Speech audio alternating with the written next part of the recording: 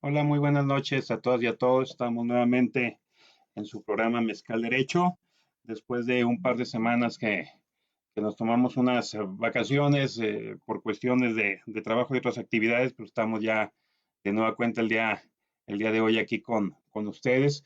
Un gusto que nos estén acompañando nuevamente. Hemos estado recibiendo mensajes de felicitaciones y de comentarios muy buenos sobre el programa, sobre todo por la dinámica que traemos informal, pero informal en el aspecto de generar criterios que nos ayuden a todas y a todos a mejorar un poco el lugar en donde estamos. Esta noche tenemos un panel de lujo. Vamos a trabajar, como pudieron observar desde que empezamos a publicitar hace unas horas, el tema de la prisión preventiva, qué está pasando en México con la prisión preventiva.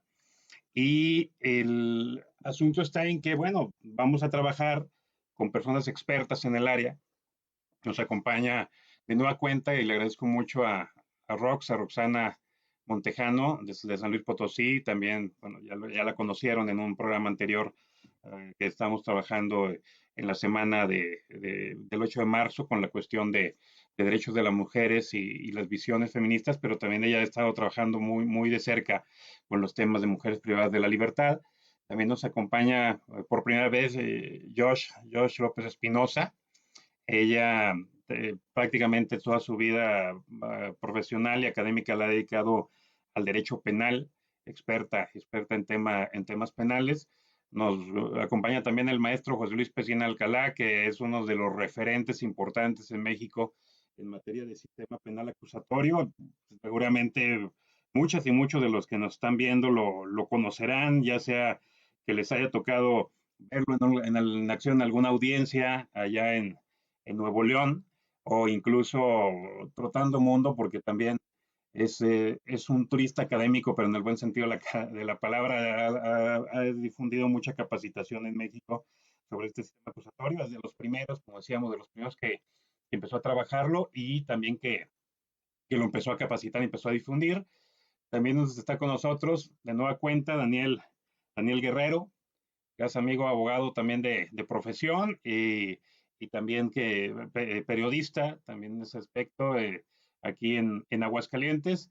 Y pues nuestro compañero y amigo también Martín Sánchez Testa, que nos acompaña también, como siempre, prácticamente aquí al pie de cañón en este programa, en este proyecto que traemos de Mezcal Derecho. Y bueno, para comenzar con el programa y meternos de lleno a la dinámica, como les comentaba, estamos viendo, no es algo nuevo, pero es algo que sí, por lo menos ha estado en la palestra y sobre todo muy visual en los últimos meses en México, lo que es la atención de la autoridad al problema delictivo a través de detenciones más que otro tipo de cuestiones. Y cuando pues, aparentemente nuestro sistema acusatorio, nuestro sistema procesal penal acusatorio buscaba que la prisión preventiva empezara a disminuir, es decir, que las personas sin condena no estuvieran privadas de la libertad, sino que pues, estuvieran en la mayoría de sus asuntos gozando de la libertad durante los procesos, pues estamos viendo que pasan otras cuestiones, ¿no? Que mucho se enfoca la autoridad en las detenciones, en difundirlas, y qué está pasando entonces con eso dentro de la visión de los expertos, de los operadores en el sistema acusatorio y los efectos que está provocando. Entonces, vamos a plantear primero una pregunta para luego entrar al debate. Y pues la pregunta sería esa, ¿qué está pasando en México? ¿Por qué tenemos una epidemia? Así titulamos este programa, una epidemia de prisión preventiva. ¿Por qué tanto? ¿Por qué la prisión preventiva? ¿Qué pasa con este tipo de actuación de la autoridad en México? Maestro Pesina, te escuchamos. Hola, ¿qué tal? Muy buenas noches a todos y a todas. Y no puedo pasar por alto la felicitación, no solamente a Eloy por ser el organizador, sino a todos los que estamos participando. Y sabemos de antemano que este tipo de foros académicos, pues, tienen ese propósito, ¿verdad? Yo siempre digo que la academia debe constituir un contrapeso. En las sociedades donde hay contrapesos, pues podemos avanzar. Si no hay contrapesos, pues no hay nada. Y desde la pregunta, creo que ya podemos tener la respuesta, ¿verdad? creo que difícilmente alguien podría decir que está mal planteada esa pregunta. Yo coincido, se le atribuye a Napoleón una frase: nada está bien en una sociedad donde el discurso oficial contradice la realidad. Entonces, ¿qué pasa con la prisión preventiva? Decía Eloy que a mí me tocó precisamente andar en tema de capacitación en el sistema acusatorio desde el año 2003 aproximadamente. 2003 aproximadamente empezamos en este tema, a operarlo en el 2004 ya prácticamente, y luego ya en la capacitación. Pero bueno, cuando estábamos precisamente con esa aspiración de que se iba a implementar el sistema acusatorio, uno de los temas determinantes era precisamente el privilegiar la libertad. ¿Y cuál ha sido la gran sorpresa? Que al menos yo no pudiera participarles a ustedes con orgullo una buena práctica que se haya visto en Nuevo León. Es decir, bueno, ¿sabes qué? En Nuevo León la prisión preventiva es muy excepcional. Como al menos en los dictámenes de opinión nuestros legisladores así lo dijeron. No. Seguimos viendo las actuaciones de la fiscalía, te presentan casos porque trae 3 gramos de marihuana excedidos de la tabla de orientación permitido y ya, prisión preventiva. Vamos a pedir orden de aprehensión porque lo mandamos citar y no acudió, etcétera. Entonces sí, desafortunadamente siento que la grave omisión, según yo, así lo he percibido, en la capacitación de los operadores fue un punto determinante para que las viejas prácticas sigan prevaleciéndose en el sistema actual. Ese es el primer punto. El segundo aspecto que yo advierto es precisamente, aunque no le guste a la gente hablar de culturización, el ciudadano común también le faltó esa sensibilidad, ¿verdad? Aquella persona que es víctima, que hacerle entender que una persona que se le atribuye un hecho delictuoso no tiene que estar necesariamente en la prisión. Entonces son temas que al menos a mí me tocó ver con mucho agrado en aquellos años previo a la implementación de la reforma. Me tocó estar en Durango, y en Durango yo veía con mucho agrado cómo se estaba preparando a la comunidad, se estaba preparando a los medios de comunicación. Me comentabas ahorita, va a estar participando un medio de comunicación por aquí, para hacer esa labor de sensibilización.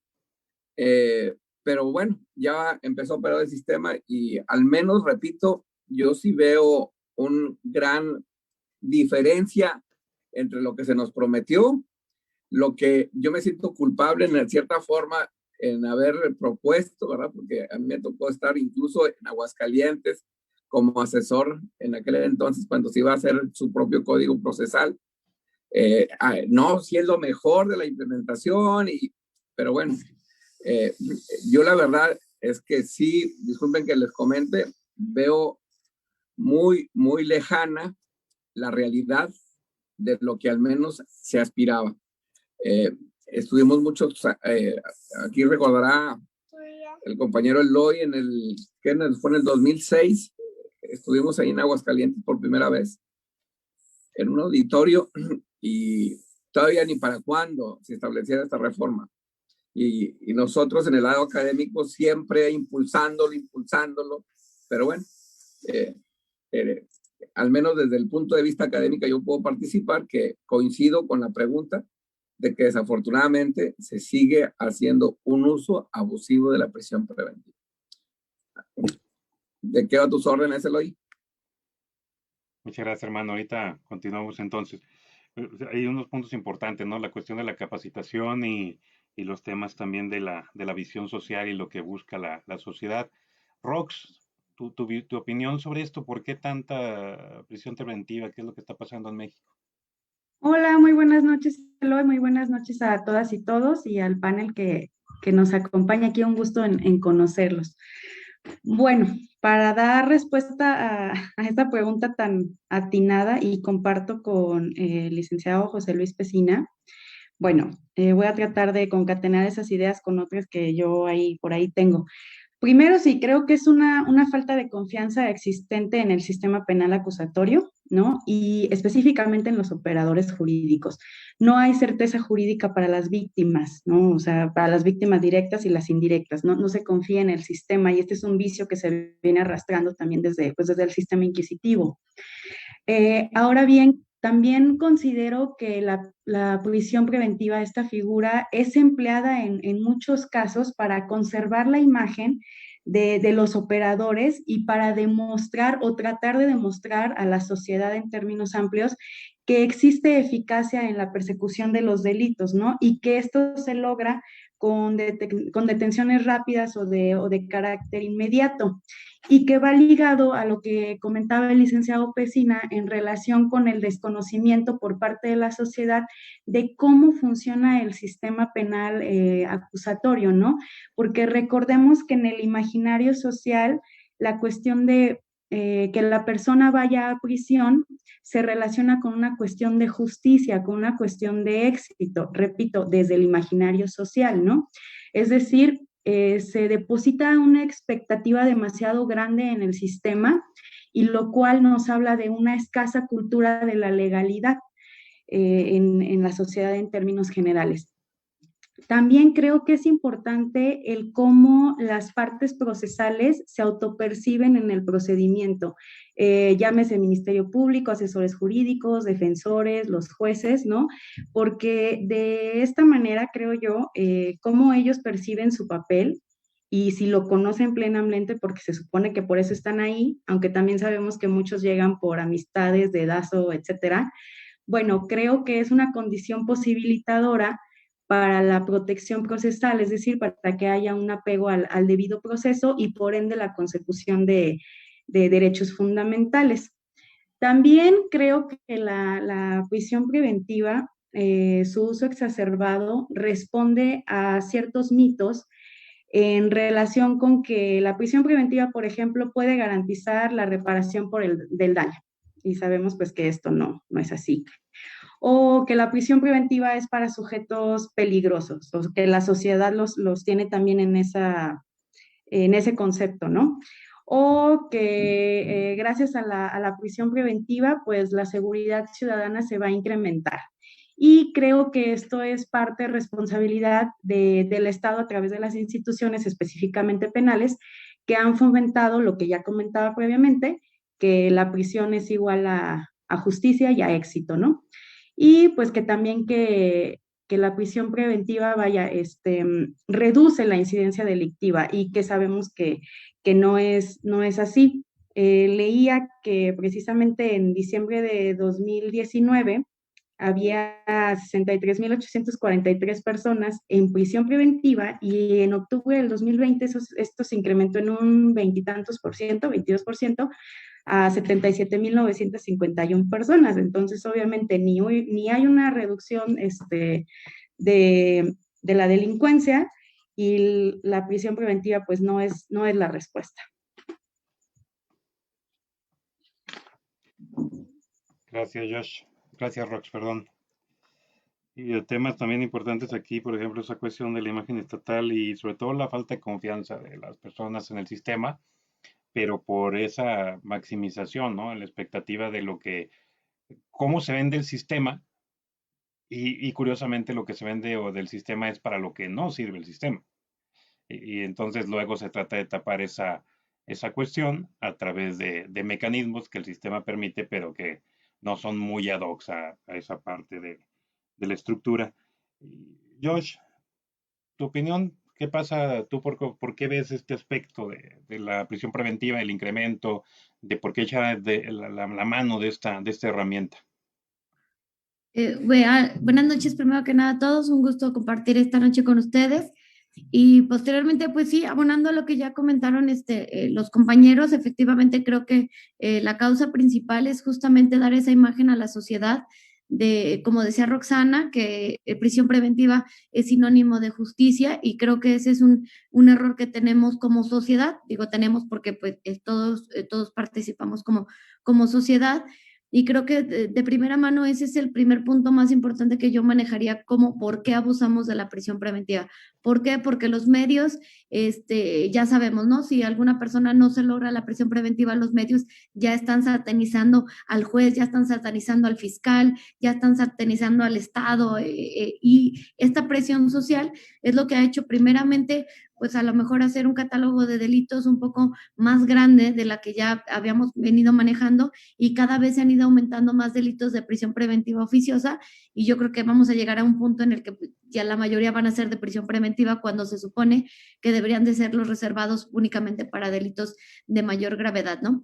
Eso como primer punto. Como segundo punto, y como operadora del sistema que lo sigo siendo y que lo fui, lamentablemente también tenemos una falta de infraestructura, de personal, que como operador, muchas veces se busca la prisión preventiva porque es la manera en la que se puede hacer comparecer al imputado, por ejemplo, a una audiencia, o la manera en la que podemos juntar a las partes a platicar. Sé que no es la manera ni es la idea, pero lamentablemente, al menos en otros estados, no sé, pero aquí en Aguascalientes la Unidad Estatal de Medidas Cautelares consta de 6, 8 personas, y creo que esto ha venido a acarrear a que la supervisión de las medidas cautelares, que no son la prisión preventiva, pues haya quedado un poquito descuidada, que lleve a deficiencias tan graves, o que no se les dé seguimiento a los imputados, que muchas veces ni siquiera ellos entienden o no saben a qué instancia tienen que ir, a qué instancia tienen que acudir para firmar.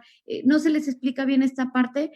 También es por la misma carga de trabajo que incluso los defensores, los fiscales han tenido, y creo que esto ha venido también acarreando a que haya un incumplimiento constante, pero por la falta de seguimiento que se ha hecho a los mismos imputados, y que pues obviamente genera en los fiscales una revisión de medidas y medidas cautelares, que finalmente los imputados, si no se les explica, pues ellos siguen incurriendo en estas faltas, que a la larga pues cansan a los operadores del sistema y llegan a lo que es la prisión preventiva. Creo que serían los dos puntos que yo abonaría un poquito más, pero coincido totalmente con mis compañeros con lo que ya han mencionado, y pues creo que esas serían las principales razones que al menos yo detecto. Gracias, Josh. Ahí tocaste una fibra sensible con la cuestión de los medios de comunicación, y ahorita que venga Daniel vamos a escuchar a ver qué nos dice en ese aspecto, aunque les digo que es parte de las caras sensatas de medios de comunicación aquí en Aguascalientes y en general en México. Pero sí, un punto importante es la forma en que se difunde y sobre todo la conciencia colectiva que se genera o que se crea a través de los medios de comunicación, y luego entonces por qué reaccionar de esa manera. Y la otra, pues sí, como dices, tal vez no como justificable, pero sí es una realidad también que la falta de recursos humanos, materiales y de otro tipo de implementos también está generando esa parte del aterrizaje de la prisión preventiva, para no decirlo, para irse por la cómoda, ¿no? En el punto del cumplimiento de ciertas funciones. Daniel, te escuchamos. Sí, saludos a todos. Antes que nada, saludos al auditorio de este programa Mezcal Derecho. Híjole, yo creo que la licenciada Jocelyn tocó un tema bastante sensible, que lo es la falta de implementación de infraestructura por parte del Estado, pues para poder darle prioridad a las medidas cautelares menos lesivas y no únicamente la prisión preventiva. ¿Qué sucede? Parece que estamos ante una insistencia de un retroceso procesalmente hablando. Es decir, ya se había logrado esa transición del sistema inquisitivo a un sistema acusatorio, a un sistema donde se privilegian más derechos para el imputado, pero también para la víctima. Eso hay que reconocerlo y enfatizarlo. Pero tal parece que es esa insistencia, ¿no? En querer regresar. Y poco a poco, pues lo van logrando los señores legisladores. Y en la gran medida se debe a ese reclamo social, ¿no? Ese reclamo social que exige la falta de respuesta, la falta de compromisos. Cuando los diputados van, no sé, están haciendo campaña, o los presidentes municipales, gobernador, quien sea, pues topan en las colonias que ya les anda con tal ratero, que ya les anda con tal banda y que pues no los pueden poner en paz. Y ellos pues en automático, ¿qué dicen cuando llegan al poder? Oh, prisión preventiva, hay que meter todos a la cárcel. Y, pues, no, obviamente eso ya lo dijeron mis compañeros y lo sostengo, eso no va a dar respuesta a la prisión preventiva. Pero sin embargo, parece ser que es el primer recurso, ¿no? O la salida más fácil en lugar de profesionalizar a los operadores del sistema. La idea precisamente que toma la licenciada Jocelyn del Sistema Estatal de Medidas Cautelares, híjole, pues se le tiene que dar mayor recursos, se tiene que pues, tratar de tener al personal que pueda responder a esa responsabilidad, ¿no? Recuerdo a un licenciado muy apreciado y muy querido en el gremio, que llegó a ser director de la Policía Ministerial hace algunos ayeres, y él fue uno de los que impulsó el delito de malvivencia y vagancia entre el Congreso. Ahora se dice que ese delito ya cambió de nombre, ya tiene nombre de un programa social, que no digo, pero fue ese precisamente, ¿no? Que se iba a las colonias y se buscaba por el simple hecho de que estar parado fuera de una casa o de una esquina, pues ya vas para adentro. Pues, ¿cuál era la finalidad? La finalidad era irse sobre los rateros, era irse sobre las personas que ya estaban ubicadas, que se dedicaban a determinada actividad ilícita en las colonias. Y eso le funcionó en su momento, pero estamos hablando de hace 20 años. Ahorita la realidad ya evolucionó, ya no podemos dejar o pasar por alto los derechos humanos, la realidad social que enfrentamos, y que en lugar de buscar los nuevos retos y las nuevas medidas de profesionalización, pues ¿cuál es la salida más fácil? Regresar a la prisión preventiva oficiosa. Comentando los medios de comunicación, la realidad es que sí, los medios de comunicación, pues son pocos los periodistas policiales en Aguascalientes que por lo menos tienen nociones de derecho penal o por lo menos nociones jurídicas. Hace poco escuchaba más bien en la radio que estaban en un determinado programa de radio criticando una sentencia de 11 años a una persona por determinado delito. Yo en automático pensé en un procedimiento abreviado, pero los comunicadores o muchos no saben de ellos. Hace falta que los comunicadores también tomen esa responsabilidad.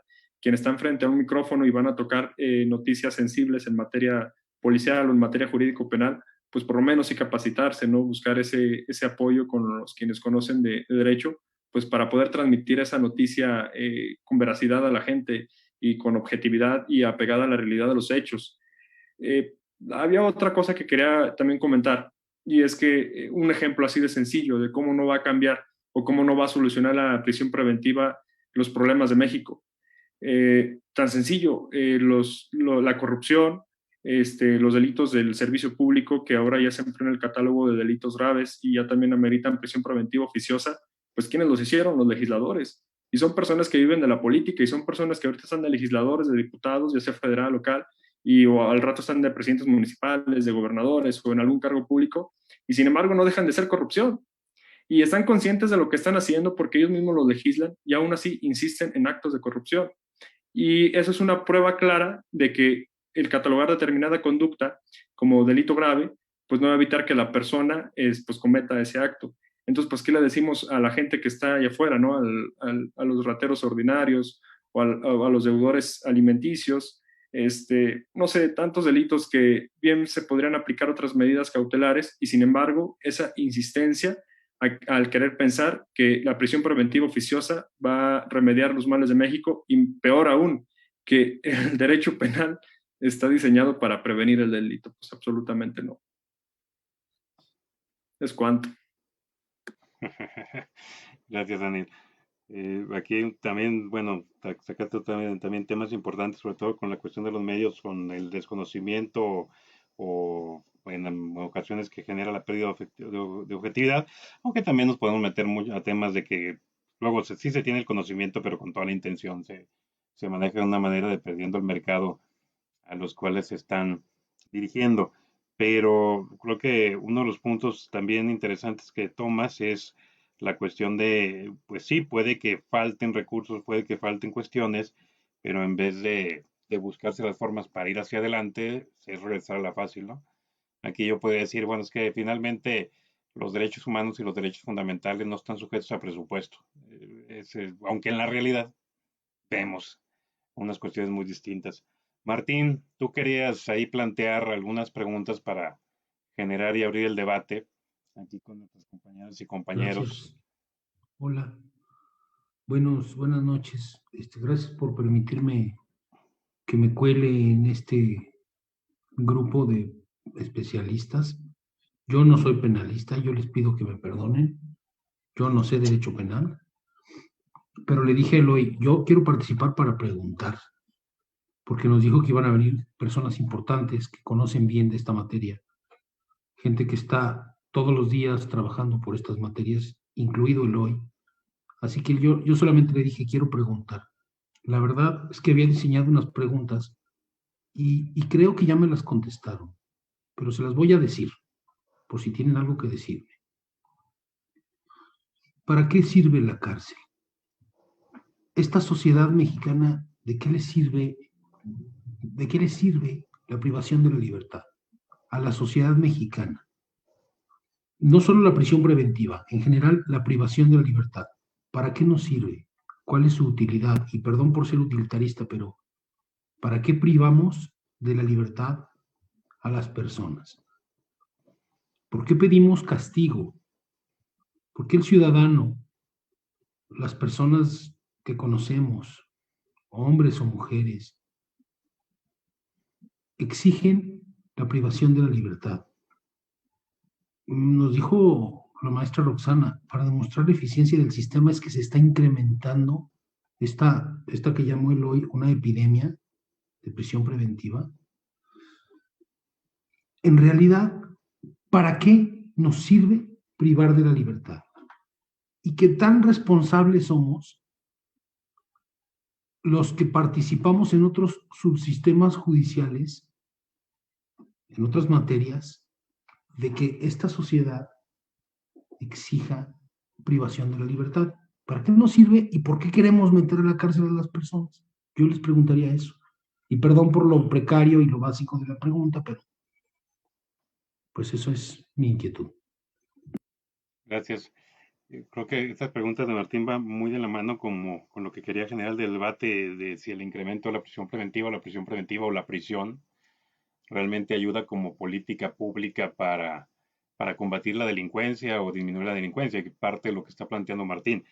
O sea, ¿para qué sirve la prisión en México? O sea, ¿qué utilidad tiene la prisión en México para la sociedad mexicana? Creo que es parte importante, ¿no? Y sobre todo, entonces, ¿por qué viene la lucha constante frente a una sociedad que lo que quiere es el castigo, ¿no? Lo vemos diario, lo vemos aquí, lo vemos allá. Simplemente aquí en Aguascalientes, cada que ocurre algo es, si no lo metes a la cárcel, entonces yo lo mato. Prácticamente esa es la respuesta de la sociedad, ¿no? En ese aspecto. Incluso hasta marchas se organizan y se buscan y se van a hacer. Porque ¿por qué la persona que apenas le iniciaste el proceso no está encerrada? Eso ya es impunidad. Volvemos al tema, ¿no? De esa parte. No sé quién quiera. Aquí el micrófono está abierto. La palabra la puede tomar quien quiera para meternos a esta parte del debate. Antes de luego ir a algunos comentarios y algunas preguntas que están haciendo nuestros espectadores interesantes que he checado. Pero no sé aquí quién quiera tomar la palabra para esa cuestión. ¿Es eficaz? ¿Sirve? ¿Tiene una utilidad la prisión preventiva? Si es que tiene utilidad, ¿para qué?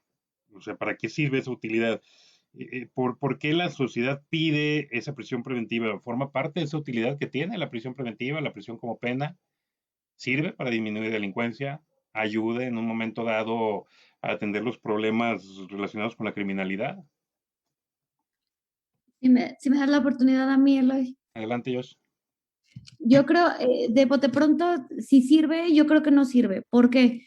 Porque lo estamos viendo, ¿no? Se supone, si ahorita tenemos una sobrepoblación de personal en el Cerezo, en teoría deberíamos de tener 3, 4 delitos en la calle, por así decirlo. Y lamentablemente no. Entre más personas están en el Cerezo, más delitos están aconteciendo en las calles, más trabajo hay para los fiscales, más trabajos hay para los jueces. Las audiencias, pues, al menos aquí en Aguascalientes también ya hay una sobrecarga de trabajo impresionante y yo creo que no sirve. ¿Por qué no sirve? porque se está destinando el recurso público, al menos así lo veo yo, en solventar, en generar justamente las condiciones para tener a las personas encerrados, pero finalmente este recurso se está destinando de algunos programas de prevención que pudieran generarse en la prevención para justamente disminuir la criminalidad. Ese es como punto número uno. Como otra pregunta que planteas también es, ¿por qué la sociedad pide cárcel si no está sirviendo o por qué la piden? Finalmente yo creo que volvemos a lo mismo, una sociedad con desconocimiento del sistema. Sabemos que pues a alguien privarlo de la libertad, pues no permitirle deambular de manera libre, por así decirlo, pues es una afectación bastante grave a su persona y las personas así lo ven como castigo, lo acabas de decir, en el sentido de que si no lo metes a la cárcel lo mato, ¿no? Ellos lo ven como un castigo, como de si no me va a pagar, pues que al menos esté en la cárcel, y finalmente la criminalidad no baja porque los cerezos están llenos de personas que a lo mejor cometen un hurto, a lo mejor cometen un robo, pero no superan los 3,000 pesos, y finalmente cuando revisas qué es lo que se robó, lo hemos visto, se robó 1 kilo de jitomate, se robó un pan para hacerse un sándwich, y finalmente las cárceles de eso están llenos de estos criminales, y no lamentablemente los recursos se están desviando y no se están enfocando en la verdadera criminalidad, y pues finalmente creo que no está funcionando. Esa es mi participación. Gracias. Fíjense cómo aquí, adelante, Gracias. maestro Pesina. Gracias. Bueno, yo creo que generalmente, valga la redundancia, cuando hacemos una generalización tendemos a equivocarnos, ¿verdad? Si te decimos que la respuesta es, como dice la compañera Jocelyn, es de buen beneficio, dice no. Creo que habrá casos excepcionales en que sí es útil, definitivamente. No podemos desconocer casos en los cuales, como se les ha dicho, hay personas que con sus actos revelan su incapacidad para estar en sociedad. Oye, que apenas se le está vinculando a proceso. Así es. Sin embargo, el hecho de que no se le contenga, o sea, definitivamente, inclusive hemos tenido casos donde desafortunadamente regresan con hechos delictuosos mucho más lamentables. Entonces, yo creo que no podemos generalizar si es buena o es mala, si es útil o no es útil. Yo creo que se tendría que analizar cada caso en particular. Por eso yo coincido mucho, no recuerdo cuál de las compañeras nos hizo también referencia de la falta de infraestructura. Esta llamada unidad de revisión de medidas cautelares, que cada entidad le puso su nomenclatura, sabemos perfectamente que se estructuraron única y exclusivamente como un ornamento, y disculpen que se lo diga, pero yo advierto una incapacidad tanto material como humana, que no le dan la información ni a la fiscalía ni a la defensa, mucho menos al juez, para decir, ¿sabes qué? Este sujeto representa un riesgo o no. ¿Por qué? Porque no tienen una capacidad de respuesta. En tal sentido, yo sí quisiera nomás hacer esa puntualización de que no pudiéramos generalizar. Repito, hay casos excepcionales que definitivamente, al menos ya en el ámbito operativo, sobre todo en la cuestión de precisamente de violencia familiar, vemos cómo los ánimos, la cuestión emocional es demasiado grave, de que si la persona no la tienes contenida al menos un par de semanas, al menos, no sé, en aquellas entidades, pero al menos aquí, de cada feminicidio difícilmente no vas a encontrar un antecedente previo de violencia. Entonces, repito, no estoy diciendo que siempre sea útil. Repito, hay casos excepcionales que sí se tienen que utilizar. Incluso pueden decir, por favor, se robó unos calzoncillos de Liverpool. Es que no son los calzoncillos de Liverpool. Son 20 ocasiones en que esa persona acude sistemáticamente a los centros comerciales.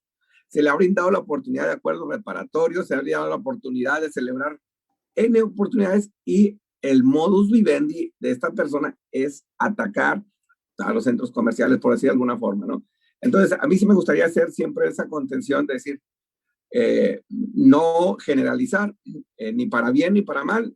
Repito, creo que hay casos que la prisión sí tiene que ser necesaria, repito, analizando cada caso en particular.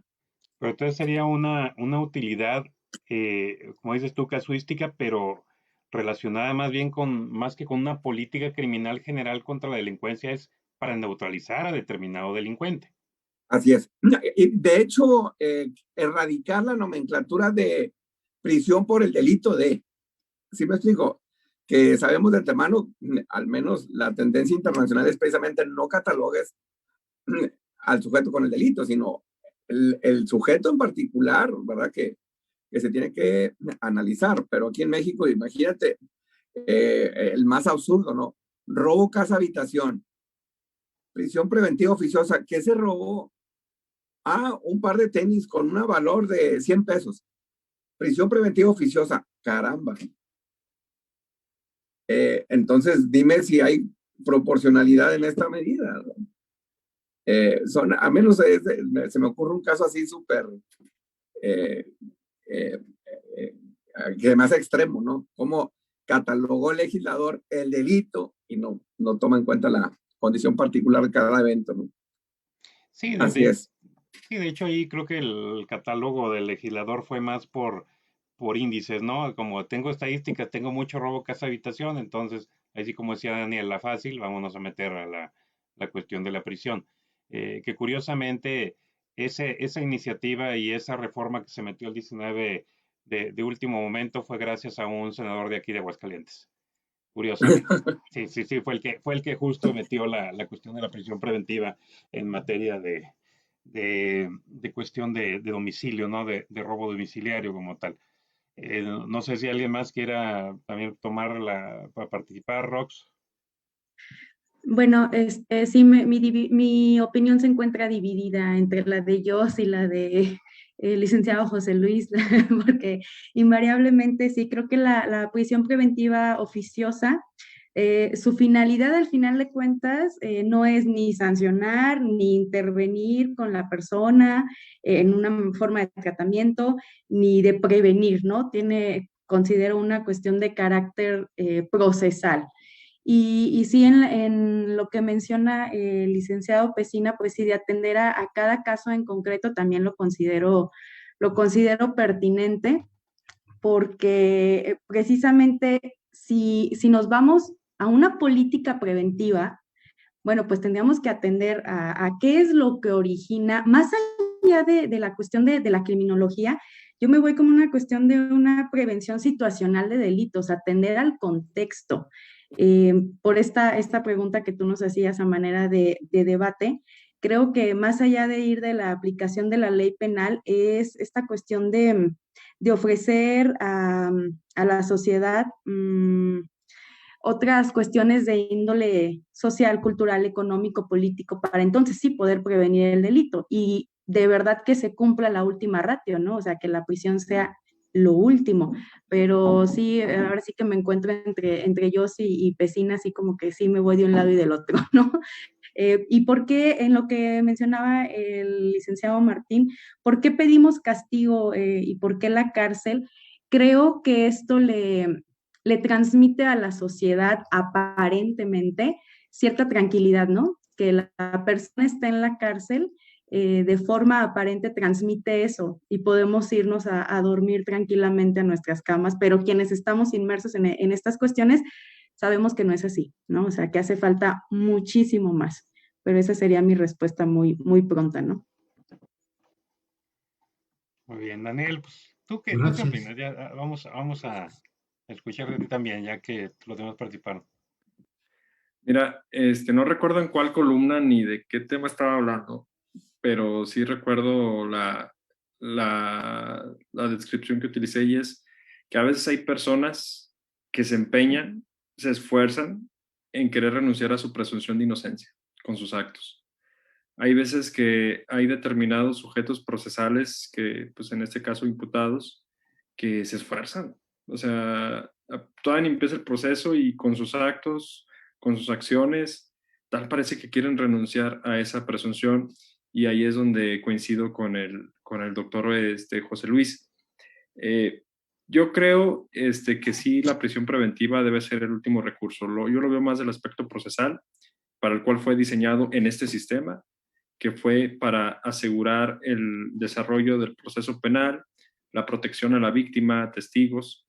Y me quedo cuando, hace pocos años, ¿verdad? Cuando empezábamos por ahí en la carrera, de ahí de los 2000, cuando apenas había sido la reforma, que todavía ni siquiera entraba en vigor, pero ya te escuchaba, Eloy, decir que la prisión preventiva oficiosa iba a estar encaminada más que nada para esos delitos de flagrancia, delitos graves de flagrancia como homicidio, secuestro, u otro tipo de delitos, donde también a lo mejor también entrará la trilogía de la investigación, ¿no? Donde llevamos a tener un ministerio público, una policía investigadora, unos servicios periciales impecables que iban a resolver esos hechos punibles y que los iban a llevar ante los tribunales, y que era ahí donde prácticamente iba a ser la prisión preventiva. Pues lo vimos con el paso de los años de que no fue la realidad, ¿no? De que no fue lo que se esperaba para cuando empezó el sistema acusatorio a desarrollarse, esas inquietudes, esas cosas por las que se buscaba cambiar el sistema procesal mexicano en México. Hay una utilidad para la prisión preventiva, mejor dicho, hay una utilidad para tener una persona en la cárcel, sí, claro, ¿no? Y eso debe ser después de una sentencia firme condenatoria, donde ya en un proceso penal pues se demostró que esa persona es responsable, es culpable de determinada conducta, no se diga homicidio, secuestro, feminicidio, trata de personas, delitos sexuales. Hay veces que las pruebas son contundentes incluso desde antes que inicie el proceso penal, pero pues uno se tiene que reservar a que se desarrolle todo el proceso penal. Ahí es donde sí es útil, pienso yo, donde precisamente la prisión tiene su razón de ser. Sin embargo, a veces la prisión preventiva, híjole, todavía ni se desarrolla el proceso penal, todavía no hay sentencia, no se sabe si la persona es inocente o es culpable, pero por lo pronto ya está en la cárcel. Yo creo que sí son aspectos que se tienen que ir valorando, pero no a la larga, sino esto es cosa inmediata, que yo no sé quién lo tiene que hacer, yo no sé cómo la sociedad, cómo los abogados, cómo los juristas, cómo los periodistas podemos abonar para que se dejen de insistir en esas prácticas de que la prisión preventiva se tome como bandera electoral, que se confunda el derecho penal intencionalmente con las políticas criminales que se dejan de hacer, y que pues se le toma como el único recurso. Es lo que tengo que aportar. Yo aquí antes de pasar a las preguntas y comentarios que hay en el chat, que hay bastantes, por un lado creo, bueno, salvo que me corrija Jocelyn y también los demás, cuando yo planteo, Martín plantea la pregunta de, bueno, ¿para qué sirve la prisión? E incluso dice él, y no solamente la prisión preventiva, la prisión en México, ¿qué utilidad tiene, no? ¿Qué utilidad tiene tener a una persona? Y luego también viene a ¿por qué? ¿Por qué se pide ese castigo? ¿Por qué se pide detención? Y yo retomo esa parte, pero yo lo planteo en el contexto de, bueno, la prisión preventiva como tal es una política pública efectiva para resolver el problema delictivo. Creo que ahí podemos ver dos vertientes. ¿Es una política pública para resolver el problema delictivo? No. Y estoy de acuerdo con Jocelyn en que no es útil. ¿De qué manera la prisión preventiva resuelve el problema delictivo? Es decir, resuelve el problema de la persona que está ahí para que no cometa otros delitos. No, pero ella los cometió. O sea, no lo resolvió. Ya cometió que ella agredió a la mujer, ya cometió que ella robó, ya cometió que ella hizo esto. Entonces ahora lo que voy a hacer es meterlo para que no vuelva a algo que todavía no pasa. Pero entonces ya no fue útil para resolver el problema delictivo. Fue útil para neutralizar a la persona en ese momento. Viéndolo como política pública, claro, como política pública. O sea, si lo vemos desde la perspectiva de como política pública no individualizada, La política pública de la prisión y de la prisión preventiva no resuelve el problema delictivo. Finalmente, lo único que hace es sancionar o afectar a alguien, pero no está resolviendo un problema delictivo. En el otro tema, en el contexto de para qué es útil dejándolo a un lado de la política pública como tal, y entonces nos ponemos o nos metemos no a una política pública general, sino nos metemos a una una política individualizada, que sería lo de la prevención especial. Pues entonces ahí sí podríamos plantear o podríamos ver esa parte de ciertos casos, ¿no? En la utilidad, pero justo sería no como una política social, es lo preguntaba yo al maestro Pesina, sino una política individualizada para esa víctima, una política individualizada para ese grupo, para ese sector concreto que esté en riesgo, pero no para resolver un problema delictivo global, solamente resolver el problema delictivo con esa víctima. Por ejemplo, aquella víctima que constantemente es violentada, que como bien lo dijeron, pues prácticamente es evidente una violencia feminicida. En ese punto viene el tema, ¿no? Viene el tema de vamos a atacar. Que claro, también yo podría plantear, bueno, ¿y por qué la prisión preventiva de entrada? ¿Por qué no otras medidas? ¿Por qué no un arresto domiciliario? ¿Por qué no realmente invertir en una vigilancia de autoridad policial? ¿Por qué no realmente invertir en GPS y no decirle que lo pague la persona que va a estar sujeto al brazalete electrónico? O sea, otros temas, ¿no? Pero sí, sí como que hay una dinámica en México que en el 90% de los casos no atiende a esa realidad, o sea, no atiende a una prisión preventiva que sea por un riesgo de protección a la víctima o de un sector social. Es una tendencia de política criminal que atiende a no quedarme sin chamba porque no tengo un respaldo arriba de lo que haga.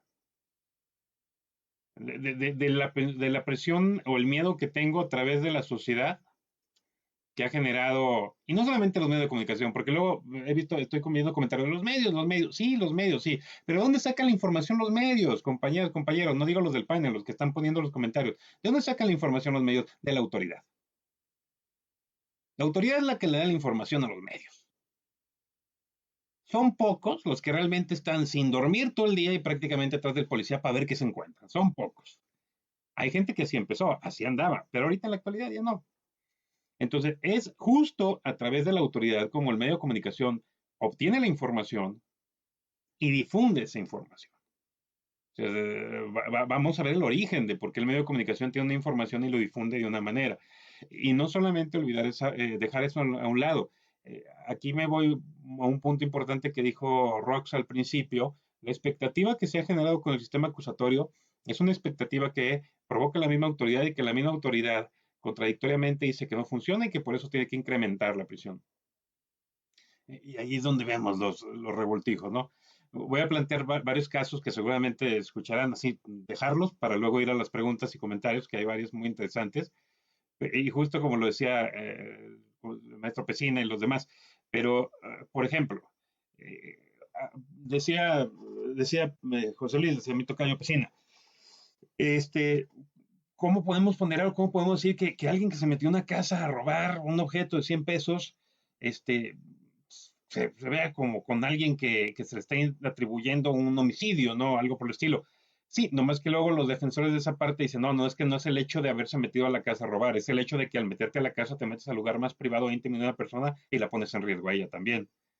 Está en peligro, bueno, siempre y cuando esté, ¿verdad? Es que si no está, ahí viene el tema. O aquellos lugares en donde, porque me ha tocado ver mucho eso, si que no se te ocurra ser chofer en México y que por X o Y circunstancia cometas un delito culposo en otro estado para que te digan que como no tienes arraigo, prisión preventiva. Pues eres de Aguascalientes, pero en Chihuahua atropellaste a una persona, pero como eres de Aguascalientes, prisión preventiva. Porque no tienes arraigo aquí en Chihuahua, ¿no? En ese punto. Daniel metió el tema de la corrupción, metió el tema de los delitos, y vemos que también fue un fraude ese tema. En la cuestión de prisión preventiva oficiosa, que sería otro rollo, ¿no? Meternos a prisión preventiva oficiosa, que eso sí ya está más delicado. Y no digo la cuestión de la prisión preventiva en homicidios, secuestros, trata, no, me refiero a no darle oportunidad de debatir ni controvertir a la persona que vas a sujetar a la prisión preventiva, y que pues prácticamente una autovinculación a proceso todavía es más fácil darlo en este sistema que en el anterior. Y pues prácticamente con un señalamiento y 2, 3 pruebas que vayan de la mano, pues te pueden vincular y no puedes debatir si realmente eres peligroso. Mucho le podemos criticar al modelo estadounidense, mucho de muchas cosas violatorias de derechos humanos, pero lo que no le podemos criticar es que allá no existe prisión preventiva oficiosa. Y que personas que han cometido, o bueno, no que han cometido, perdón, ya estoy hablando como ciertos medios de comunicación, ciertas autoridades, personas a las que se les atribuye que posiblemente... ¿Qué pasó, Martín? Como periodista. Algo así. Que posiblemente se le atribuyó el tema de que posiblemente tú cometiste el homicidio y tal, sí, pero ¿cuál es el riesgo de fuga, amigo? Aquí estoy, desde que ocurrió el hecho que me atribuyes, me presenté contigo, estoy cooperando, me presenté aquí, es más, yo mismo me presenté para que me trajeras ante el tribunal y póngame una fianzota, una garantía fuerte y ahí le va. Claro, estamos viendo que en el modelo estadounidense eso provoca o produce que el sistema penal se vea siempre hacia el pobre, un contra el pobre, porque el pobre no puede poner sus fianzotas de $5 millones como O.J. Simpson, por ejemplo. Pero es algo que podemos ver, por lo menos que no es en automática esa parte. Como planteé el programa, o sea, lo que puse en mi muro, ¿no? Aunque tiene sus particularidades, pero lo hice con toda la intención de generar el debate. A las personas que, siendo directores de tal de oficina pública o médica o X o Y, que hicieron sus trácalas, sus tranzas para que los vacunaran a ellos, a sus familias, el único efecto que se ve ante medios de comunicación, porque en la realidad ni sabemos, pero el efecto ante medios de comunicación es, se le separó del cargo y se le está investigando, cuando no sabemos si realmente se le separó. Muchas veces cuando dicen que se le separan y va, lo único que hacen es quitarlo del puesto y lo ponen en otro y lo esconden, pero sigue trabajando en el mismo lugar y sigue percibiendo. Y es una realidad mexicana, ¿no? Pero bueno, se le separó del cargo. Y en cambio otras 2 personas que, solo en México, se disfrazan de viejitos para colarse y que les pongan la vacuna y los cachan. Y lo mejor es que de acuerdo a la información los cachan por la actitud sospechosa. Es otro tema que en México seguimos teniendo poderes psíquicos para detectar. Y es noticia nacional, y noticia nacional, además. Noticia nacional. Sí, no, o como tal, o sea, vean la difusión. Empiezan las broncas en otro lado, entonces hay que distraer. Con los 2 cuasi viejitos, prisión preventiva por usurpar la identidad de su papá y de su abuelito. O sea, todos queremos que nos vacunen ya. Claro, o sea, sí, exactamente. o sea, no esos son temas penales de sustantivo que dicen, no, o sea, eso ni siquiera es delito, cabrón. O sea, es un estado de necesidad, no es una actividad de otra conducta, no puedes meterte esos rollos. Pero además, usurpar la identidad de quién, de mi papá y de mi abuelito. Y mi papá y mi abuelito se sintieron muy agredidos y me denunciaron, ¿o qué? O sea, vean la estupidez, perdón por la palabra, de cómo se utiliza el sistema de justicia penal en cuestión de detenciones. Hace rato lo comentó también.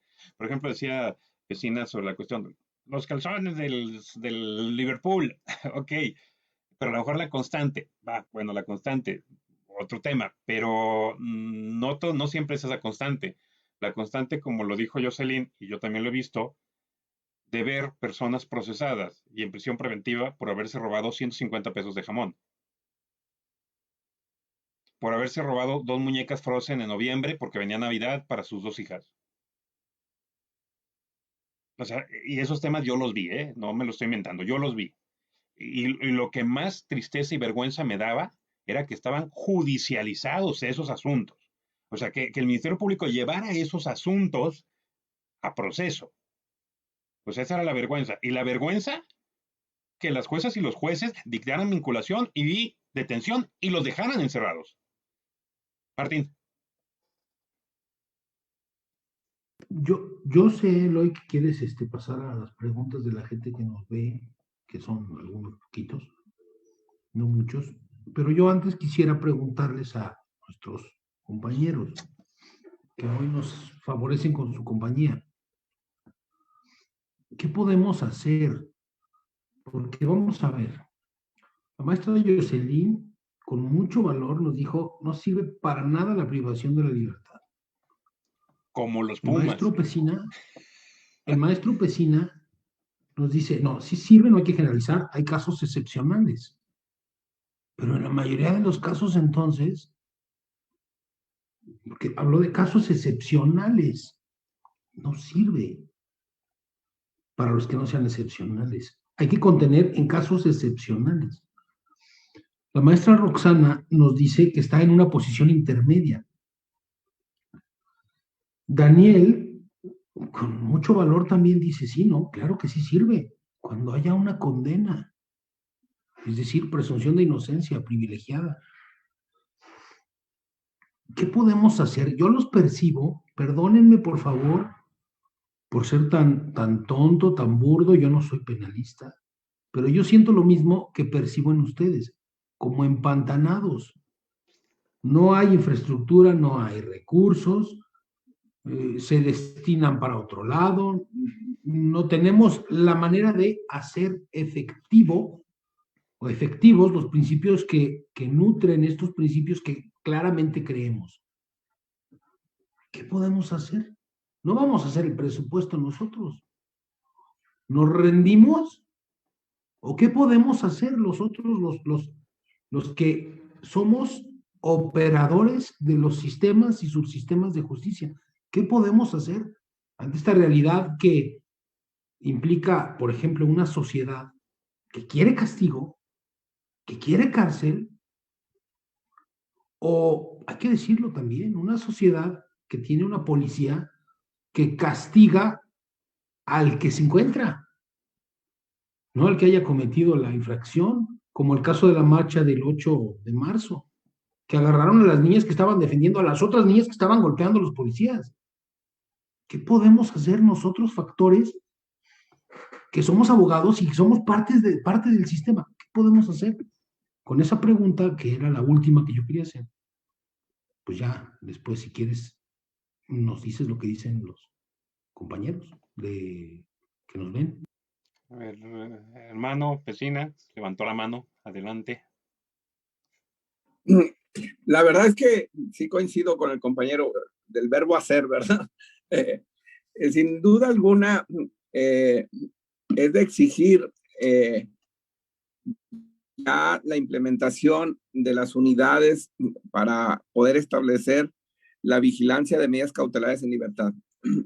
Es verdaderamente lamentable cómo vamos a pensar que resulta más económico o barato, sería la palabra más apropiada. Es más barato tener una persona en prisión que un brazalete electrónico.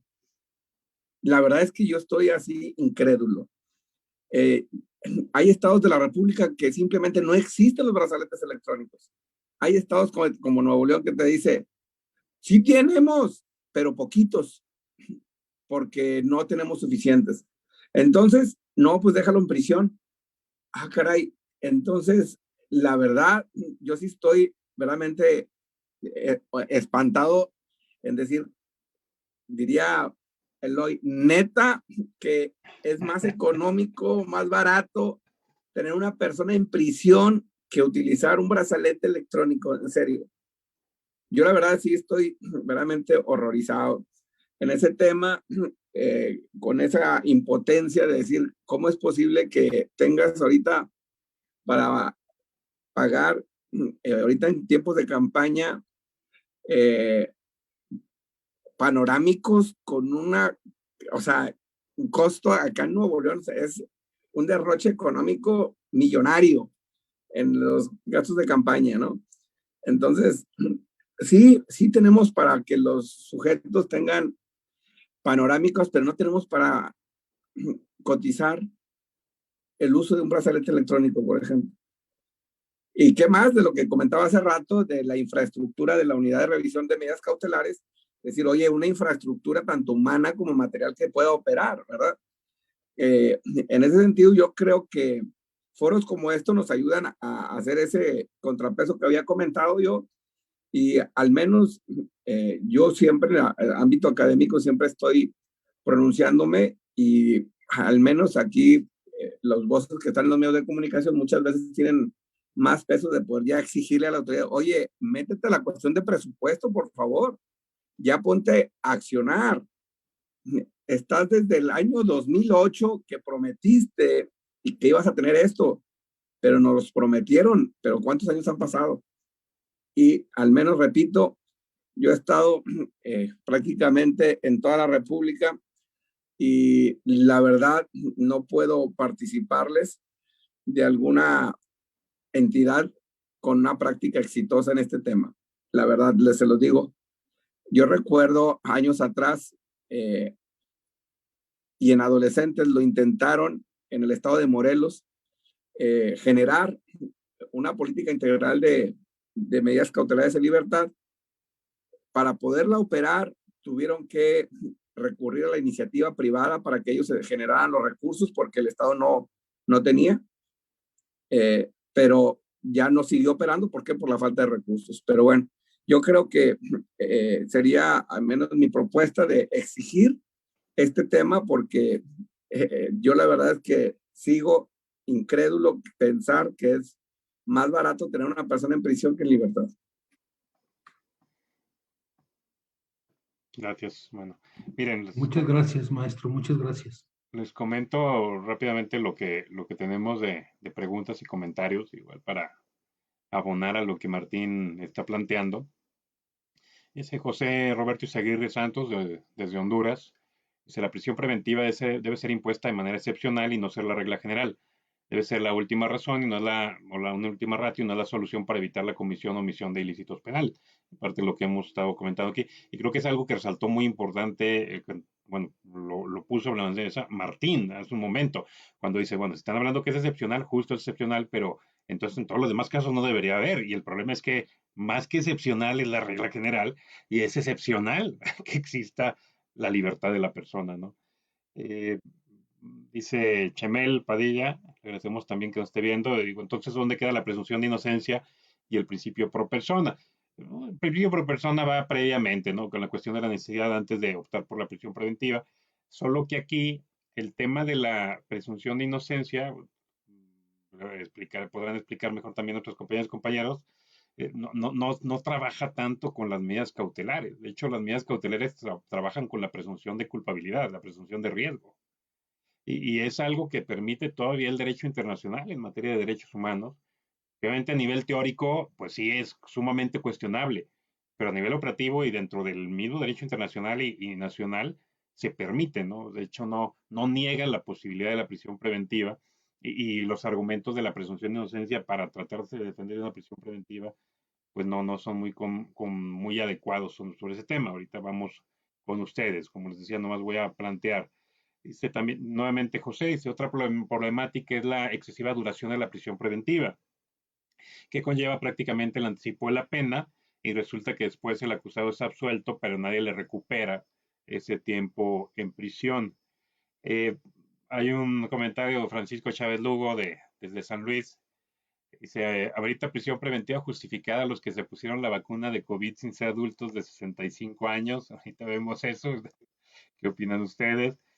Aleida Ávila, también le agradecemos. Los derechos humanos no los aplican, la presunción de inocencia está olvidada, con lo que comentábamos.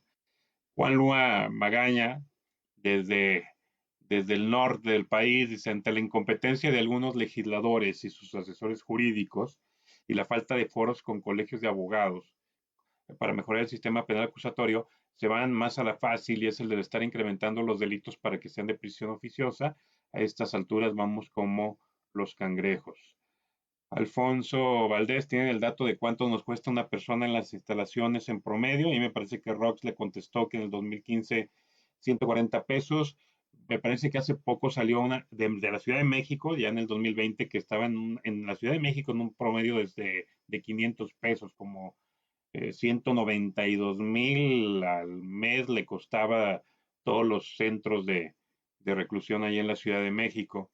Dice Marcela, dice, debe analizarse la responsabilidad de los medios de comunicación por la información que emiten y que provoca que la sociedad presione al legislador para ampliar el catálogo de delitos de prisión preventiva oficiosa, porque al final de cuentas el Estado reacciona a la presión social. Hemos comentado, bueno, también el medio de comunicación vende, pero el medio de comunicación también es instrumento de la propia autoridad. Y antes que el medio de comunicación, la propia autoridad es la que vende el tema de la prisión preventiva oficiosa. Simplemente aquí en Aguascalientes fue un tema directo de la autoridad del vamos a modificar el Código Penal y crear delitos de prisión preventiva oficiosa aunque no tengamos competencia, pero que se queden ahí guardados 2 años y que luego ya vengan los amparos. Pues llegaron en un año, no llegaron en 2. Dice Alan Ricardo Valdés, gracias Alan. Mañana Alan presenta su examen de mención honorífica sobre acción penal de particulares. No los puedo invitar porque se asusta, pero bueno, con la pandemia en que estamos viviendo, la Constitución o el Código Nacional de Procedimientos Penales deberían prever estos casos y disponerse que en caso de haber otro COVID u otra enfermedad, pueda sustituirse por otras medidas en cada caso en particular o que dicho acto de molestia se ejecute en lugar distinto. Él lo plantea así, si tendría que establecerlo el código como tal. Luis Ayala también habla de los comunicadores deben enterarse de derecho aunque sean de nociones, no solo salir a opinar porque pueden. Pues es que el problema es que los medios de comunicación no se dirigen a abogados, ¿no? O sea, no es como decir que los diputados y las diputadas tienen que ser abogadas y abogados para ser diputadas o diputados. No representan a los abogados o abogadas, representan a la sociedad y se dirigen a la sociedad. Aleida, nuevamente, dice, es imperativo exigir a las autoridades que estén instruidos para poder aplicar adecuadamente nuestro Código Nacional, además de que no existe presupuesto suficiente para operarlo. Yolis, también una fiel seguidora de nosotros, le agradecemos su presencia. Dice, en mi experiencia, que es muy poca, me he percatado que las autoridades involucradas solo aplicando supuestos, una inactividad, impericia, ineptitud total o un ensañamiento encarnizado, arbitrario o ilegal, ¿no? Está algo extenso el comentario, pero va en esos. Injusto, innecesario, absurdo, ridículo y una intención de castigar a quien no cometió nada, en relación con el comentario de Joali. Sí. Entonces, aquí, bueno, con estos comentarios entraríamos a la parte conclusiva, pero de ustedes, o sea, con esto que hemos estado planteando, con lo que hemos estado escuchando, con los comentarios y los planteamientos de nuestras seguidoras y seguidores, insisto, les agradecemos mucho su presencia, pero aquí el tema entonces sería plantear esa parte. Bueno, si estamos hablando de que no es una excepción, sino que es una regla, y que esa regla, pues realmente en muy pocos casos es donde puede ser útil exclusivamente para una víctima afectada, un sector específico de víctimas. Bueno, pues de tomo yo sigo insistiendo que se refiere a hechos futuros y que más bien ahí podríamos echar mano y buscar mano, como tal, de otros temas más que de inmediato la prisión preventiva en ese punto, pero bueno, volvemos al tema, la falta del presupuesto, o más bien la ausencia de asignar presupuesto, porque no hay falta de presupuesto para determinados temas, provoca que se vaya por la aplicación fácil del tema. Es como, digo, un decir, ¿no? Es como, si se me complica mucho llevar a los testigos a los juicios, entonces me voy a encargar de inventarme pruebas anticipadas, ¿no? Para hacerla fácil. Es lo mismo, ¿no? En estos temas como tal. Y bueno, frente a esta parte como tal, en este asunto específicamente de si no es excepción, si es una realidad, si falta la estructura, si falta el tema de recursos humanos, si falta el presupuesto, entonces estamos hablando de que vamos para peor y en un año que nos volvamos a ver, a lo mejor por este mismo tema, en 6 meses, vamos a seguir hablando de la ahora pandemia de la prisión preventiva en México, ya no de la epidemia. Y entonces, ¿hacia dónde vamos con este modelo acusatorio? ¿Hacia dónde vamos con la estructura de buscar mejores niveles de actuación de autoridades, mejores exigencias? ¿Y cuál es el panorama, ¿no? Creo que ahí es donde podría plantear para que cierren, para escucharlas y escucharlos, cuál es el panorama a los que nos enfrentamos, las ciudadanas, los ciudadanos en México, con el tema de la posibilidad que cualquiera de los que estamos aquí, que nos están viendo, que estamos hablando, pueden ser sometidos a prisión preventiva cuando menos nos lo esperemos. No sé quién quiera participar para cerrar. Bueno, me gustaría escucharlos a todos en una serie de conclusiones sencillas. Adelante, Daniel. Si me lo permiten, todos los más. Y antes que nada, un placer estar con todos ustedes, con el doctor Sánchez Testa. En la universidad me tocó leer este material de él. Creo que tú eras quien nos lo proporcionaba, Eloy. No soy doctor, no soy doctor, solo soy un licenciado. Pues, doctor honoris causa, licenciado. Escribe como doctor. La verdad, yo creo que una herramienta eficaz para levantar la voz y para hacer valer el Estado de Derecho desde nuestra trinchera como abogados es esto. Y quiero poner un ejemplo. Hace algunos meses también tuve la oportunidad de estar aquí con Eloy en un tema que era referente a los medios de comunicación, que era, maestro, recuérdame, Eloy, era medios de comunicación y presunción de inocencia, si no me equivoco. Privacidad e intimidad. Estamos hablando de privacidad, intimidad y medios de comunicación. Exacto, comunicación. Privación a la intimidad y medios de comunicación. Y yo como tal, servidor, toqué un tema en específico que va de encaminar lo que dice Eloy, que a veces los medios de comunicación pues son el conducto de las autoridades para dar a conocer determinados hechos. Y yo manifestaba algo de los boletines de prensa de la Secretaría de Seguridad, que se afanaban en querer publicar fotografías de las personas, aún así con la bandita negra, a veces se les pasaba. Tocaban pues datos sensibles o información personal, datos personales. Y pues yo no sé qué pasó, pero después de esa intervención que tuvimos de ese panel, pues ya son un poco los boletines de prensa que yo he observado, que hay esa situación, como que se han esforzado más en las direcciones de comunicación social, pues en tener ese cuidado en esos detalles. Entonces, pues aquí es general. Sabemos bien que los derechos humanos también nacen de esto mismo, ¿no? Nacen de los congresos, nacen de la unión de las voces, de esos reclamos de los juristas, ese reclamo de la sociedad a través de los juristas. Hay veces que el reclamo de la sociedad, cuando nace de un legislador, pues ¿a qué va más encaminado esa respuesta a la exigencia social? Al voto de castigo, ¿no? A que determinado partido político ya no siga contando con ese voto y pues no les importa pisotear las instituciones, no les importa pisotear el Estado de Derecho, no les importa pisotear toda aquella doctrina que ha costado años, que ha costado el trabajo de grandes juristas aquí en México y en el mundo entero. Entonces, creo yo que los juristas, los abogados, no debemos de cansarnos, no debemos de fatigarnos en la tarea de también ser voz de la sociedad. ¿Cuántos nosotros en nuestros despachos todos los días recibimos esos reclamos de la gente, esos reclamos de por qué la justicia es así, o por qué él está en la cárcel, o por qué no está en la cárcel? Y ahí es donde entramos los abogados, en pues tratar de reeducar o no sé, de capacitar a la gente, no sé qué calificativo utilizar, pero sí de ser ese vínculo entre el derecho y las exigencias de la sociedad, de adecuar, ahora sí voy a hablar como abogado penalista, de adecuar las conductas a la norma, de adecuar las exigencias a la ley. Y es ahí donde entramos nosotros como abogados y no hay que cansarnos y pues tratar de buscar espacios a quienes les guste la política, pues claro que sí, adelante. O sea, si te gusta la política y tienes la facilidad, pero también comprendes todo lo que engloba el sistema constitucional, el sistema penal y el derecho en general, pues qué mejor, ¿no? Tener ahí personas que nos puedan representar, no nada más a los abogados, sino a la sociedad en general, pero como debe de ser.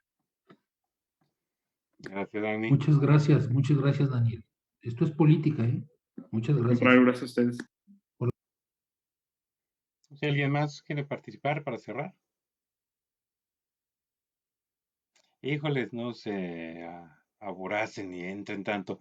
Un par de comentarios más que pusieron Emma Nieto, de hecho ella comenta que no cree que se establezcan o que se afecten derechos fundamentales. Bueno, si el Ministerio Público evidencia con datos de prueba la cuestión del riesgo a las víctimas, riesgo a la sociedad, a las pruebas, y entonces que con eso no afecta. Sí, es lo que comentábamos, efectivamente, el tema de la prisión preventiva se refiere a riesgos y obviamente se refiere a justificar. El punto, no estamos discutiendo eso y no negamos esa parte. Lo que negamos es justo cuando no se evidencian esas circunstancias. Además, también es bien romántico decir esos temas, ¿no? Que se evidencien los riesgos. No siquiera sabemos evidenciar riesgos, lo estamos viendo en las audiencias. No tenemos ni idea de lo que es un riesgo ya real, inminente, evidente, y los datos de prueba o sea, ¿qué datos de prueba puedo tener para algo que no existe? Los riesgos son cuestiones futuras. Ese es el otro discurso mentiroso del sistema, de justificar, ¿no? De buscar pruebas para algo que no existe. O sea, algo que no vas a poder probar. Son intuiciones. Son intuiciones de yo creo que por lo que pasó y por lo que hay, y por sí por la peligrosidad, posiblemente.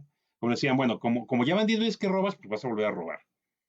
Como ya van 5 veces que la agredes, la vas a volver a ir. A partir de ahí es donde se hace la presunción de la peligrosidad y por eso se da esa parte. Pero cuando vienen los extremos de, no, como no eres de aquí, entonces te vas a meter, como no tienes casa, no tienes arraigo, o sea, cosas de esas, ¿no? Más bien era por ese lado. Jolis ahí me dice que para qué pido que opino si no voy a leer los comentarios. Bueno, yo no pedí que opinaras, Jolie, yo dije que quien guste opinar ahí está, si quieren preguntar. Y pues la verdad son opiniones, no mini conferencias. El tuyo, por eso dije que era demasiado extenso. Tu comentario eran como de 4 o 5 párrafos y estamos por acabar el discurso. Se queda aquí para que los panelistas los vean y los puedan contestar. Es que también hay que ser concretos y precisos en las preguntas y comentarios, ¿no? En esa parte, ya cuando estés por acá en el panel, ya podrás poner todo lo que quieras ahí sin por ningún problema dentro de la misma dinámica. Entonces, Rox, Jocelyn, José Luis Pesina, si quieran comentar algo para cerrar el tema. Pues únicamente referente a la pregunta que hacías respecto al qué nos espera o qué panorama tenemos, yo la verdad no me atrevo a opinar ni a dar un panorama al respecto porque creo que lejos de disminuir la prisión preventiva ha aumentado y creo que mientras no cambiemos muchos aspectos de los que ya hemos hablado como infraestructura, medios de comunicación, cultura, todos esos temas, difícilmente vamos a ver un cambio. Yo creo que lo que nos toca es cada quien desde las trincheras que estamos teniendo en foros como que tú estás teniendo, desde la operatividad que yo me esté desempeñando, desde el papel que cada uno tengamos, poner el granito de arena y a partir de ahí buscar hacer los grandes cambios, pero creo que no me atrevo a dar un panorama, sino simplemente esperar y pues seguir aportando el granito de arena desde la trinchera que cada quien nos toque. Gracias. Voy con Rox y luego gracias, cerramos con maestra. Pesina. Eso es lo que tenemos que hacer. Eso es lo que tenemos que hacer. ¿Qué más podemos hacer si estamos empantanados? Estamos atorados. Muchas gracias. Sí, estoy de acuerdo con Jos, que todos desde nuestra trinchera podemos aportar algo y, por ejemplo, partíamos de algo, creo que todos caímos en cuenta de esta falta de concienciación que hay en la sociedad, en los que se convierten en usuarios, lamentablemente, del sistema de justicia penal, y creo que es ahí donde le toca a la academia la divulgación del conocimiento, ¿no? A veces somos bien egoístas en ese lado, o si es que si no me pagan, si no me dan, pues no, yo no doy más, ¿verdad? No, se refiere a socializar este conocimiento que nosotros tenemos, por eso son buenos estos espacios, y hacer consciente a la gente, o procurar hacer consciente a la gente de que prisión no es igual a justicia, y quienes están inmersos en el sistema, quienes son operadores, bueno, pues apostar y pugnar por recurrir a otras medidas cautelares, ¿no? Y que la prisión preventiva se convierta, pues, en lo último. Pero, pues, ahí hace falta un trabajo desde dentro del sistema y obviamente quienes estamos de fuera. Tenemos trabajo todos. Gracias, Rox. José Luis, te escuchamos. Muchas gracias, maestra. Muchas gracias. Bueno, creo que sí coincidimos y como decía la compañera Jocelyn, es difícil decir una opinión que podemos esperar. La verdad es que sería muy catastrófico decir que es muy poco alentador, pero como los demás compañeros también lo refieren, creo que en el ámbito académico no podemos cesar de hacer precisamente siempre las propuestas, ¿verdad? Definitivamente, este tipo de foros contribuyen. Y sin duda alguna, nunca vamos a ir bajar la guardia. Tenemos que estar siempre martillando, porque de lo contrario, ya vimos cómo se hizo la reforma ampliando el catálogo, pero se hizo las voces. Hay que tener confianza y la esperanza, porque cuando se acaba la esperanza, pues imagínense qué es un ser humano sin esperanza. Entonces, yo creo que tendremos que estar apostándole, siempre estar con la firme convicción de que si algo no está bien, pues tenemos que hacer siempre la propuesta para que se logre. Tal vez nosotros en vida no lo alcanzamos a ver, pero al menos que demos el testimonio que por nosotros fue, al menos siempre estuvimos denunciando lo que al menos el mexicano debe de tener. Al menos sería mi postura, vaya. Gracias, hermano. Martín, no sé si tú quieres comentar algo antes de cerrar. Muchas gracias, maestro Pesina. Bueno, pues a mí se me viene a la cabeza nada más una locución que deriva del estudio de un filósofo francés que se llama Emmanuel Mounier, que dice que vivimos un desorden establecido con apariencia de legalidad. Un desorden establecido con apariencia de legalidad.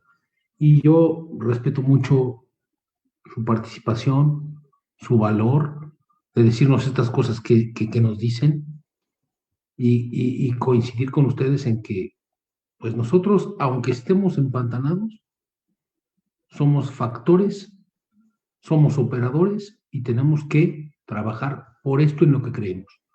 Yo les doy las gracias, perdón por las preguntas impropias de alguien que no es penalista, pero yo me quedo muy satisfecho con este ejercicio y creo que hay que hacer esto, participar, de algún modo participar, opinar y escuchar. Y a ti, Eloy, muchas gracias, a Jocelyn, a Daniel, a don José Luis, a Roxana, muchas gracias por sus respuestas. Me voy muy tranquilo, muy contento y a seguir luchando en este pantano en el que estamos atrapados todos.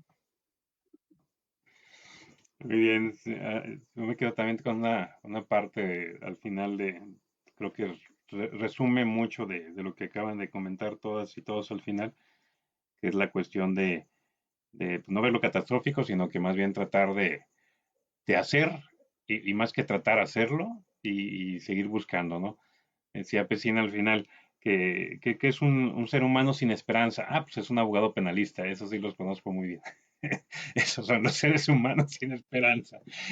Pero bueno, es parte de este foro. Justo la idea de este foro fue abrir espacios para opinar, para comunicar, para difundir y para ayudar a expandir las mentes. Obviamente agradecemos mucho también a las que nos ven, a los que nos ven, nos escuchan, los que participan.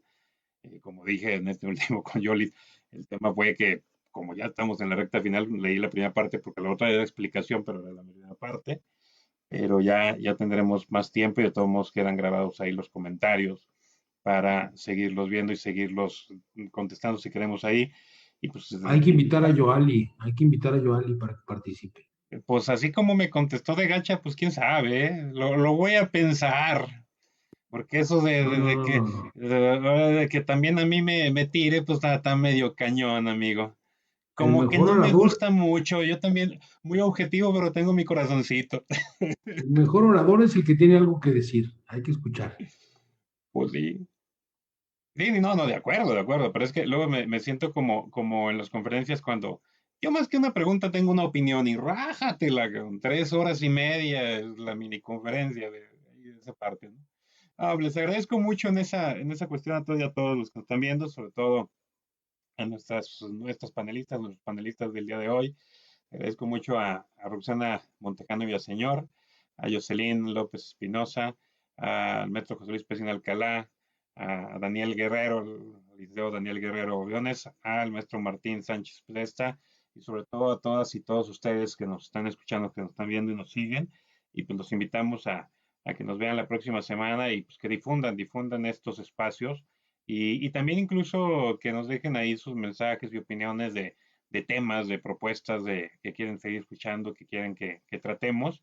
y pues vamos a seguir, como diría Paulo Freire, transformando la realidad en beneficio de todos. Muchas gracias a todos, que pasen buenas noches. Nos vemos. Hasta luego. Muchas gracias, de verdad, muchas Gracias, gracias. buenas noches a todos. Este ejercicio Gracias. hace algunos años generó un libro, Este ejercicio de hacer un programa de radio entre amigos, que ahora es un programa de Facebook, generó un libro.